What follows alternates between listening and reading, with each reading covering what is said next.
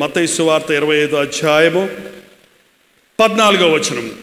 పరలోక రాజ్యం ఒక మనుష్యుడు దేశాంతరమునకు ప్రయాణమై తన దాసులను పిలిచి తన ఆస్తిని వారికి అప్పగించినట్లుండును. అతడు ఒకనికి 5 తలాంతులను, ఒకనికి 2, ఒకనికి 1, ఎవని సామర్థ్యము చొప్పున వానికి ఇచ్చి వెంటనే దేశాంతరము పోయెను. ఇక్కడ యేసు ప్రభు చెప్పిన ఒక ఉపమానం ఉన్నది. ఆ యజమాని తన దాసుల్ని పిలిచి వారికి ఒకడికి 5 తలాంతులు, ఒకడికి 2 తలాంతులు, ఒకడికి 1 తలాంతు ఇచ్చాడు. అందరికి 5 ఇవ్వచ్చు కదా, లేకపోతే అందరికి 2 ఇవ్వచ్చు కదా, లేకపోతే అందరికీ 1 ఇవ్వచ్చు కదా. ఎందుకు దేవుడికి ఆ పక్షపాతం? దేవుడు అన్యాయస్తుడు. వాళ్ళకేమో 3 మేడలు ఉన్నాయి, నాకేమో 1 మేడ కూడా లేదు. వాళ్ళకేమో 5 కార్లు ఉన్నాయి, నాకేమో సైకిల్ కూడా లేదు. ఏంటండి, వాళ్ళేమో ఏసీలో ఉంటారు, నాకేమో ఫ్యాన్ కూడా లేదు అని అనుకుంటుంటాం కదండి మన మనసులో. అనుకోలేదు ఎప్పుడు? అనుకోలేదా? ఒకే కాలేజీలో చదివారు, ఒకేసారి పాస్ అయ్యారు, ఆయనకు ఉద్యోగం వచ్చింది, నీకు రాలా. ఎందుకు మేడలు మిద్దెలు కొందరికి ఉన్నాయి, ఎందుకు గుడిసెలు ఉన్నాయి మాకు? ఈయన అనుమానం మీకు ఎప్పుడు రాలేదా? ఏంటండి, దేవుడు పక్షపాతా? మరి లోకంలో అందరూ సమానంగా ఉండాలని చెప్తూనే ఉంటారు, అందరూ బాహో సర్వజనే సుఖీ భవ అంటూనే ఉంటారు, కానీ చేస్తూనే ఉంటారు. యేసయ్య బిడ్డలకి కూడా కష్టాలు, కన్నీరు, బాధలు ఎక్కువైపోతున్నాయి. ఏంటి కారణం? ఒకటి, మనల్ని ఆయన పరిశోధించడానికి, ఒకటి మనల్ని ఆయన పవిత్రపరచడానికి. కానీ మీరు ఆలోచించి చూస్తే ఒక నిజమైన క్రైస్తవుడికి ఆశీర్వాదాలు కష్టాలనే రెక్కల మీద వస్తాయంట. ఆశీర్వాదాలు ఎట్లా వస్తాయటండి? కష్టాలనే రెక్కల మీద ఆశీర్వాదాలు నీ ఇంటికి వస్తాయంట. మనకు కష్టాలు వద్దు అంటే ఆశీర్వాదాలు లేవు. ఇతనికి 5 తలాంతులు ఇచ్చాడు, వాడికి 2 తలాంతులు ఇచ్చాడు, వాడికి 1 ఇచ్చాడు. అక్కడ మీరు చదివితే ఎవని సామర్థ్యతను బట్టి వారికి ఇచ్చాడు. పక్షపాతం కాదు అక్కడ, వాడికి సామర్థ్యానికి తగినట్టుగా ఇచ్చాడు అంతే. అంటే అందులో వ్యత్యాసం కాదు. అలాగే దేవుడు మనకి ఇచ్చినప్పుడు ఎవని సామర్థ్యతను బట్టి వాడికి ఇచ్చాడు. 5 తలాంతులు ఇచ్చినోడికి వాడు 5 హ్యాండిల్ చేయగలడు అని నమ్మాడు. 2 తలాంతులు ఇచ్చినోడికి 2 ఇచ్చాడు. 1 తలాంతు ఇచ్చినోడికి 1 ఇచ్చాడు. 5 తలాంతులు ఇచ్చినోడు 5 చేశాడు. కాబట్టి ఏమన్నాడు ఆయన్ని? బలా నమ్మకమైన మంచి దాసుడా. 2 తలాంతులు ఇచ్చినోడు 4 చేశాడు. ఏమన్నాడు ఆయన్ని? బలా నమ్మకమైన కొంచెము నమ్మదాసుడా అన్నాడా? లేదే. 5 తలాంతులు ఇచ్చినోడిని ఎలా మెచ్చుకున్నాడో, 5ని 5 చేసినోడిని ఎలా మెచ్చుకున్నాడో, 2 చేసినోడిని కూడా అలాగే మెచ్చుకున్నాడు. 1 చేసినోడు ఇంకొకటి సంపాదించుంటే ఏమని ఉండేవాడు ఆయన్ని? బలా నమ్మకమైన మంచి దాసుడా అనేవాడు. కానీ వాడు దాన్ని ఏం చేశాడు? దాచిపెట్టాడు, పాతి పెట్టాడు. చూడండి, మనందరికీ కూడా దేవుడు రకరకాల తలాంతులు ఇచ్చాడు, వరాలు ఇచ్చాడు. అందరికీ ఇచ్చింది ఒకటి ఉందండి మనకి. చెప్పండి, వాడు కోటీశ్వరుడైనా కూటికి లేనుడైనా వాడికి వీడికి కూడా ఇచ్చాడు దేవుడు. ఏంటి చెప్పండి? ఏంటండి? ఆయుష్. ఆయుష్ ఏ డాక్టర్ ఇవ్వలేడు. నీ ఆయుష్ ఎవరు తీయనూ లేరు, నీకు ఇవ్వనూ లేరు. నీ కాలగతులు ఆయన చేతిలో ఉన్నాయి. చూసారా, దేవుడు మనకు ఆయుష్ ఇచ్చాడు. ఎంతకాలమో అది కొలిచిచ్చాడు. ఎవరికి ఎంతకాలం ఇచ్చాడో ఆయన ఇష్టం వచ్చినట్టు ఇచ్చాడు. కానీ ఆయుష్ ఇచ్చాడు. దేవుడు మనందరికీ శరీరం ఇచ్చాడు. అందరికీ శరీరం ఇచ్చాడు. ఈ శరీరం ఎంత ఆశ్చర్యకరమైనదో ఆ రోజు దావీదు అన్నాడు, నీవు నన్ను కలుగజేసిన విధము చూడగా నాకు ఆశ్చర్యమును భయమును కలుగుచున్నది. సూర్యచంద్ర నక్షత్రాలతో పోల్చుకుంటే నేను ఎంతటి వాడిని, కానీ నన్ను ఇంత అద్భుతంగా నీవు సృష్టించావు. నా తల్లి గర్భములో పిండము కొన్నప్పుడే నీవు నన్ను చూశావు అని ఆశ్చర్యపడ్డాడు. మన శరీరం ఒక అద్భుతమైనదండి. దేవుడు ఎంత చక్కగా మన శరీరాన్ని, అవయవాలను సృష్టించాడో మనం నిజంగా గుర్తిస్తే ఈ శరీరాన్ని పాపం కోసం వాడం, సాతానికి అప్పచెప్పం, అల్పకాల పాప భోగాలకు లొంగదీయం.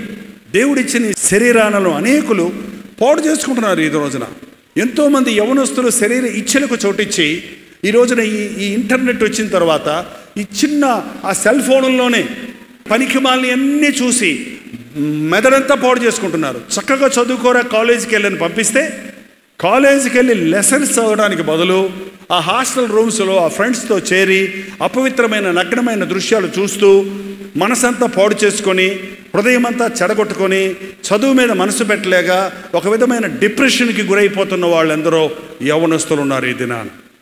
పొగ త్రాగటం వల్ల తమ శరీరాలను పాడు చేసుకునే వారు ఉన్నారు. మద్యం సేవించడం వల్ల శరీరంలోని అవయవాలన్నింటినీ పాడు చేసుకుంటూ ఉన్నారు. కోపంతో అనేకులు తమ జీవితాలను నాశనం చేసుకుంటూ ఉన్నారు. దేవుడు మనందరికీ శరీరాన్ని ఇచ్చాడు. కోటీశ్వరుడికి 4 కళ్ళు ఇవ్వలేదు, ఆయనకి 2 కళ్ళే, మనకి 2 కళ్ళే. అంతేనండి.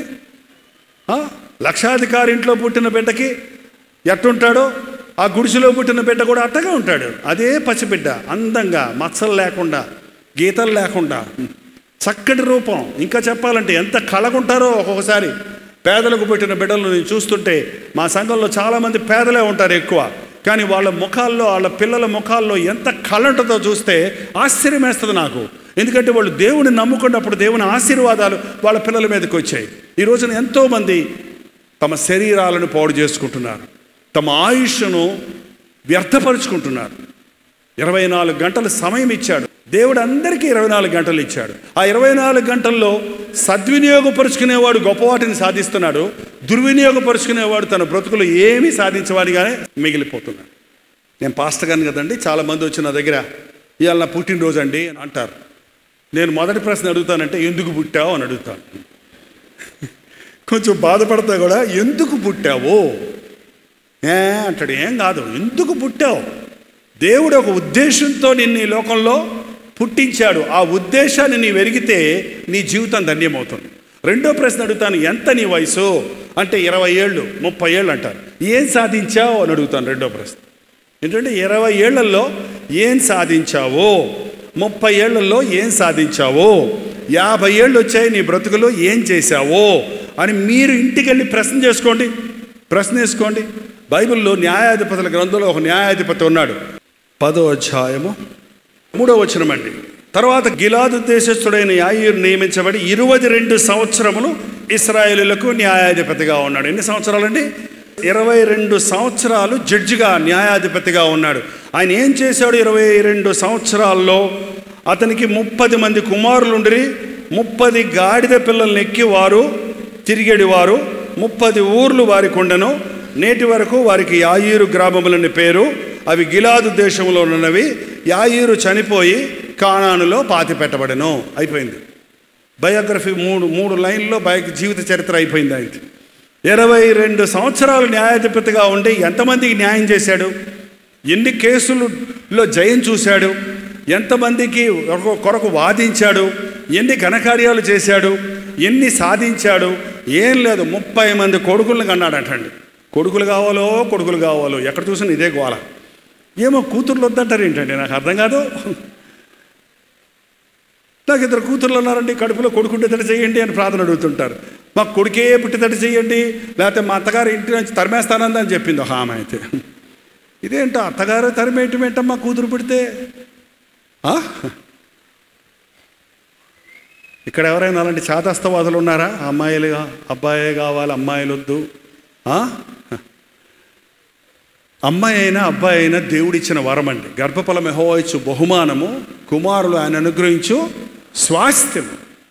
బహుమానంగా దేవుడు అమ్మాయిని ఇస్తున్నాడు కాబట్టే మనం బహుమానంగా మరి ఒక వరుడికి ఇచ్చేస్తాం. అబ్బాయిని స్వాస్థ్యంగా ఇస్తున్నాడు. అంటే స్వాస్థ్యం అంటే ఆస్తి కాదు. గవర్నమెంట్ వారు భూములు ఇచ్చినప్పుడు పిల్ల తరముల వరకు ఇది అనుభవించవలసిందే కానీ అమ్మటానికి వీలు లేదు అని ఉంటుంది వీలునామాలు. మనం అమ్మేస్తున్నాం 2 వంకరదారులు పెట్టి.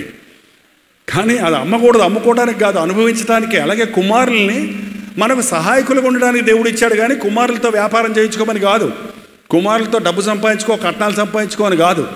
కానీ ఈ రోజున అనేకులు కుమారుల ద్వారా డబ్బు సంపాదించుకుందామని కుమారులు కావాలంటున్నారు. మరి నాకు అర్థం కాదు. కానీ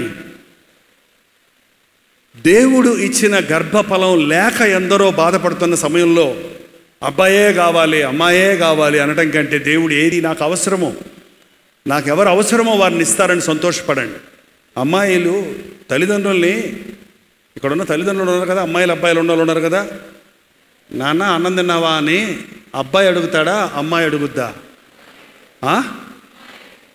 అత్తగారింటికి వెళ్ళిపోయిన తర్వాత కూడా అమ్మ ఈ చీర తీసుకొని కొడుకు కొని పెడతాడా, చీర కూతురు కొని పెడద్దా? ఆలోచించి చెప్పండి. కొడుకు వచ్చా కొందామనుకున్నానమ్మా, అది ఊరుకోలేదమ్మా, అందుకని ఏం తేలేదమ్మా అంటాడు అంతే.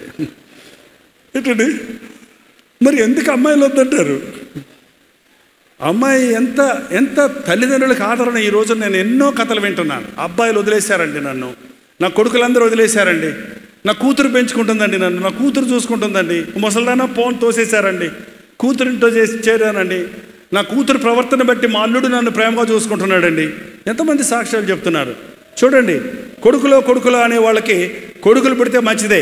కొడుకులను పుడితే కొడుకుల్ని దేవుని కొరకు పెంచండి, గాడిదలు కొనివ్వకండి. వాళ్ళకి 30 మంది కొడుకుల్ని కన్నాడంట, 30 గాడిద పిల్లల్ని కొనిచ్చాడంట. అంటే యమహాలు అన్నమాట అండి. మరి అప్పుడు యమహాలు లేవు కదా, అది గాడిదలు కొనిచ్చాడు అన్నమాట తిరగటానికి. ఆ 30 గాడిదలు వేసుకొని 30 ఊర్లు తిరగటమే వీళ్ళ పని అంట. జబర్దస్తి. నేను ఎవడనుకున్నావు, యాయిరు కుమారుణ్ణి కట్టో డబ్బులో, లేకపోతే మా నాన్న చెప్పి కేసు పెట్టిస్తా అని జబర్దస్తి చేస్తున్నారు అంతే. పిచ్చుకొక్కల్లా తిరుగుతున్నారు 30 మంది కొడుకులు. వాళ్ళని గద్దించుకోలేదు, వాళ్ళని దారిలో పెట్టుకోలేదు, వాళ్ళని ఒక్కడిని కూడా ప్రయోజకుడిగా చేసుకోలేదు. 30 మందికి 30 గాడిదలు కొని ఇచ్చి 30 ఊర్లు ఇచ్చి తిరగండ్రా అని చెప్పి ఏం చచ్చాడంట. ఏంటండి ఇదా జీవితం? ఇదా జీవితం? నువ్వు చచ్చిన తర్వాత నీ వంశం, నీ కుమారులు కుమార్తెలు నిన్ను కొనియాడాలి. నీవు మిగిలిన ఆశీర్వాదాలు వారి ద్వారా కొనసాగాలి. చాలామంది వారి సమయాన్ని సద్వినియోగపరుచుకోవడం లేదు, వారికి ఇచ్చిన అధికారాన్ని ఉపయోగించుకోవడం లేదు, వారికి ఉన్న ఉద్యోగాల్లో ఏం సాధించలేకపోతున్నారు. వారికి ఇచ్చినటువంటి ఉన్నటువంటి సమయాన్ని సద్వినియోగపరుచుకొని ఏదన్నా చచ్చేలోగా నేను సాధిద్దాం, చరిత్రలో మిగిలేటట్టుగా చేద్దామని ఆలోచన చేయటం లేదు. దేవుడు మనల్ని ప్రేమించి 24 గంటల సమయం ఇచ్చాడు, ఆయుష్ ఇచ్చాడు, శరీరం ఇచ్చాడు, డబ్బు ఇచ్చాడు. కానీ ఈ రోజున అనేకులు దేవుని ఇచ్చిన ఆయుష్ విషయంలో, సమయం విషయంలో, డబ్బు విషయంలో, శరీరం విషయంలో, కుటుంబం విషయంలో అపనమ్మకస్తులుగా ఉన్న మూలాన దేవుని ఆశీర్వాదాలను పొందలేకపోతున్నాం. ఈ రోజున మనం సజీవులుగా మన దేశంలో ప్రతి 4 నిమిషాలకి యాక్సిడెంట్ అయ్యి ఒకడు చచ్చిపోతున్నాడు, ప్రతి 5 నిమిషాలకు కాబోరు ఆత్మహత్య చేసుకుని ఒకళ్ళు చచ్చిపోతున్నారు. ఇలాంటి పరిస్థితుల్లో నువ్వు నేను సజీవులుగా ఉన్నామంటే అది కేవలం దేవుని కృప. దేవుడి కోసం బ్రతకాలని దేవుడు ఆశిస్తున్నాడు. ఈ రోజున ఒక నిబంధన చేయాలి. దేవునికి నీ చేతుల్లో ఉన్నదాన్ని అప్పచెపితే దేవుడు నిన్ను ఆశీర్వదిస్తాడు. ప్రార్థన. అవసరత ఏంటో దేవునితో చెప్పండి. నా అప్పులు తీరాలయ్యా, నా జబ్బుల నుంచి నాకు స్వస్థత కావాలయ్యా, నా బిడ్డలు మారాలయ్యా, నా యజమాని తాగుబోతుకున్నాడయ్యా, నా యజమానిని మార్చు నాయన, నా బిడ్డల్ని మార్చు నాయన, నాకు కన్నీటి ప్రార్థన దయచేయ్యా, నా కష్టార్జితాన్ని ఆశీర్వదించు నాయన, నా సమయాన్ని సద్వినియోగపరచుకోవడానికి సహాయం చేయి ప్రభువా, నా కుటుంబాన్ని కట్టుకునే జ్ఞానం నాకు దయచేయ్యా. గర్ల్ ఫ్రెండ్స్, బాయ్ ఫ్రెండ్స్ అని తప్పుడు స్నేహాలు చేస్తున్నావేమో, ఇంటర్నెట్లో అపవిత్రమైన బొమ్మలు చూస్తూ మనసును పాడు చేసుకుంటూ చదువులో ముందుకు సాగలేక తల్లిదండ్రులకు వేదనకలుగు చేస్తున్న వాడికి ఉన్నావేమో. పశ్చాత్తాపడు, ప్రభు నిన్ను క్షమిస్తాడు, ప్రభు నిన్ను ప్రయోజకుడిగా చేస్తాడు. ప్రార్థన. పరిశుద్ధుడా, ప్రేమగల తండ్రి, నీ బిడ్డల హస్తాలు చూడు నాయన. నీ గాయపడిన హస్తముతో ఆ హస్తాన్ని పట్టుకొని వారిని లేవనెత్తు నాయన. వారు పడిన గోతుల్లో నుండి లేవనెత్తము, వారు పడిన కష్టములో నుండి లేవనెత్తము, వారి పడి ఉన్న వ్యాధిలో నుండి లేవనెత్తము, వారు ఉన్నటువంటి జిగటగల దొంగ ఊబిలో నుండి లేవనెత్తి బండపై మా పాదములు స్థిరపరచు నాయన. ఇది మొదలుకొని నేను మిమ్మల్ని ఆశీర్వదిస్తానన్నమాట అక్షరాల ఈ రాత్రి మా ఒక్కొక్కరి పట్ల నెరవేరటానికి, మా ఉద్యోగాల్లో, మా కుటుంబాల్లో, మా చదువుల్లో, మా జీవితాల్లో, ప్రతి విషయంలో దేవుడి చేత ఆశీర్వదించబడిన వాడు ఇలాగ ఉండును అని మా చుట్టూన్న వారు విస్తుపోన్నట్లుగా నీ ఆశీర్వాదాలు అనుభవించుటకు సహాయము చేయి నాయన. మా శాపాన్ని సులువులో కొట్టివేస్తున్నావు, మా పాపానికి పరిహారం చేస్తున్నావు. వాటికి మా మీద ఎటువంటి అధికారం లేకుండా మా జీవితాలను నీకు సమర్పించుకుంటున్నామయ్యా. ఓడిపోయిన సాతాను చూసి మేము భయపడేవాడిగా కాక వాడి తలకును శీఘ్రముగా మా కాళ్ళ క్రింద చితకదొక్కిస్తున్నామని ఎరిగి అపవాదిని ఎదురించుటకు సహాయం చేయము. మా జీవితాల్లో నిన్ను రాజుగా ప్రతిష్ఠించుకొని నీ అడుగు జాడల్లో నడవడానికి మా ఒక్కొక్కరికి నీ సహాయం చేయము తండ్రి. ఇక్కడ ప్రార్థిస్తూ ఉండగానే ఇక్కడ నిలువబడి ఉన్న వారి శరీరాల్లో ఉన్న ప్రతి విధమైన అనారోగ్యమును నజరేయుడైన యేసుక్రీస్తు నామములో పారద్రోలుచున్నాము తండ్రి. అది ఎయిడ్స్ రోగమైనా, అది క్యాన్సర్ అయినా, అది బీపీ షుగర్ అయినా, అది థైరాయిడ్ సమస్య అయినా, అది మరి ఏ విధమైన లివర్ కిడ్నీల ప్రాబ్లం అయినా, నాకు అసాధ్యమైనది ఏదైనా కలదా అన్న దేవా, నీవు పొందిన దెబ్బల ద్వారా ఉన్న స్వస్థతను కలుగజేయము నాయన. ఆర్థికమైన ఇబ్బందుల్లో, కరువులో, ఉద్యోగములు లేక, రాబడి లేక, పంటలు వేస్తే పండక, చేసిన ప్రయాస వృధమైపోయే, చిల్లి సంచిలో వేసినట్టు సంపాదనున్న ప్రతి శాపాన్ని ఈ రాత్రి కొట్టివేయుచున్నాము తండ్రి. 5 రొట్టెలు 2 చేపలు ఆశీర్వదించబడినట్లుగా ఈ రోజు నుంచి మా కష్టార్జితాన్ని నీ చేతుల్లో పెడుతున్నామయ్యా. ఆశీర్వదించిన ఆయన అది సరిపోగా మిగిలినట్లుగా చేయము తండ్రి. మా హృదయ వాంఛలు తీర్చే దేవుడవు.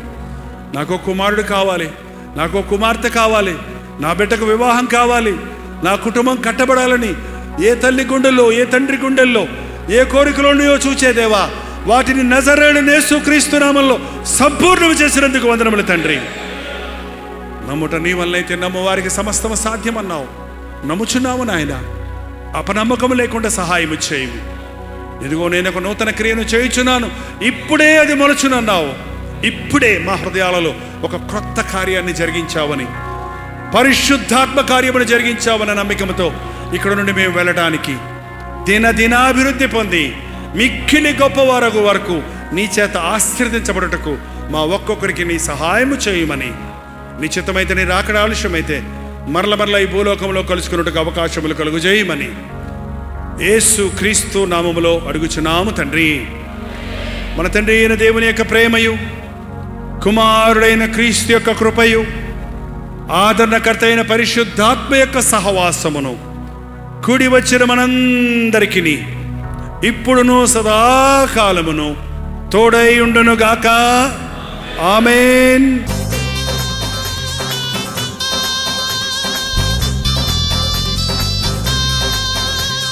హల్లెలూయా.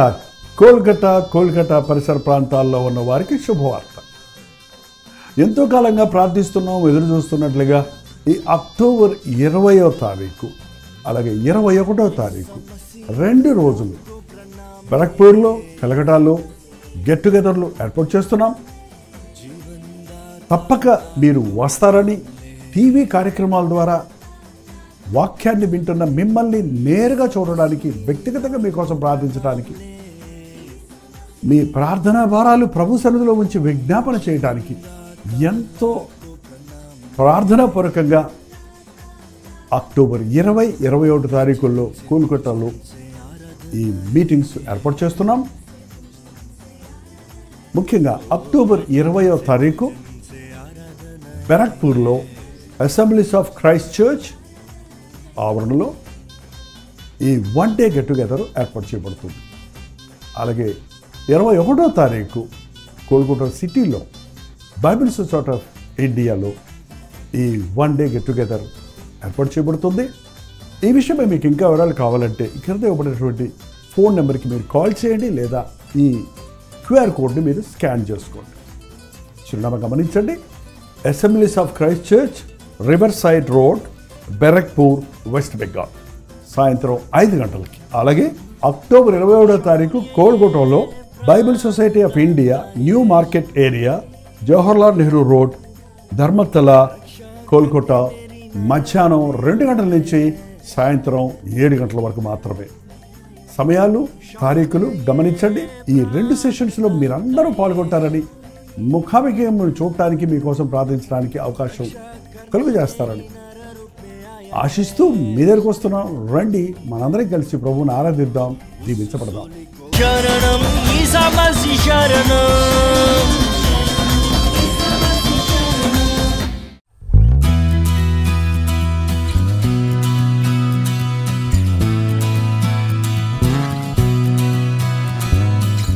హల్లెలూయా. న్యూఢిల్లీ పరిసర ప్రాంతాల్లో ఉన్న వారికి శుభవార్త. ప్రవచితమైతే ఈ నవంబర్ 12వ తారీఖున YWCA కాన్స్టంటియా హాల్లో 1 డే గెట్ టుగెదర్ను న్యూఢిల్లీలో మీ కొరకు ఏర్పాటు చేస్తున్నాం. మధ్యాహ్నం 2 గంటల నుంచి 6 గంటల వరకు, అలాగే 6 గంటల నుంచి 9 గంటల వరకు జరిగే ఈ 2 సెషన్స్ ఉన్నాయి. తెలుగువారు, హిందీ వారు, తమిళ వారు మీరు పాల్గొంటారని మనందరం కలిసి దేవుని స్తుతించడానికి, ప్రార్థించుకోవడానికి, ముఖ్యంగా టీవీ ద్వారా, సోషల్ మీడియా ద్వారా వాక్యం వింటున్న మిమ్మల్ని ముఖాముఖిగా చూడాలని, మీకోసం ప్రార్థించాలని, వ్యక్తిగతంగా మీకోసం ప్రార్థించాలని వెళ్ళి వస్తున్నాం.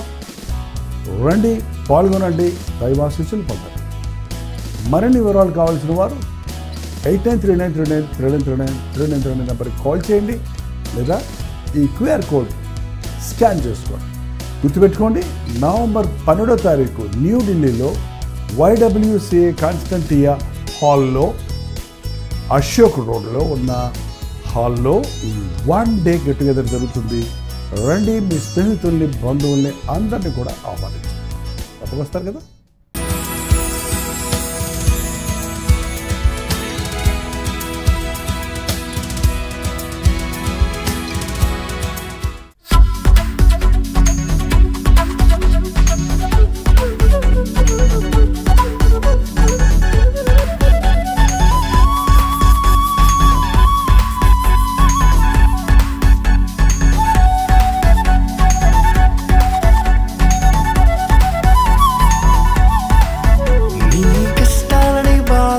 శ్రమలన్నీ తీర్చే అనాథుడు యేసే, నీ కష్టాలని బాధలన్నీ శ్రమలన్నీ తీర్చే అనాథుడు యేసే. ఆది నుండి ఉన్నవాడు ఆ దేవుడు, అద్భుతాలు చేసేవాడు నా యేసుడు. ఆది నుండి ఉన్నవాడు ఆ దేవుడు, అద్భుతాలు చేసేవాడు నా యేసుడు.